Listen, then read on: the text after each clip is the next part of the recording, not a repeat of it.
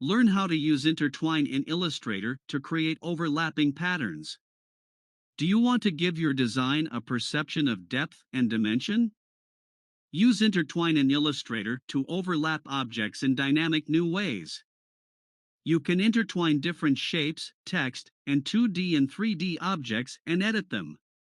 Create intertwined objects. To intertwine objects, follow these steps. Use the selection tool to select the objects that you want to intertwine. Select Object Intertwine Make. Do one of the following. Intertwine multiple objects.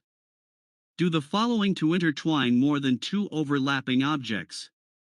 Select the objects and select Object Intertwine Make. Draw an enclosed path around the overlapping zone. Hover over the enclosed path to view the highlighted boundary. Right-click the highlighted boundary and select Bring to Front, Bring Forward, Send Backward, or Send to Back. Edit intertwined objects. Select the intertwined objects. Select Object Intertwine Edit. Release intertwined objects. Select the intertwined objects. Select Object Intertwine Release. Tips and tricks. Here are a few things to keep in mind while working with Intertwine.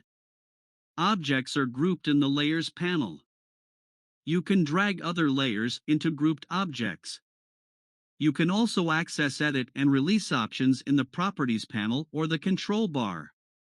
Intertwine does not work with Live Paint, Repeat, and Graphs. Illustrator does not support creating nested intertwines or intertwines from already intertwined objects. Thanks for watching ITMaster channel. Please like and subscribe at Master channel.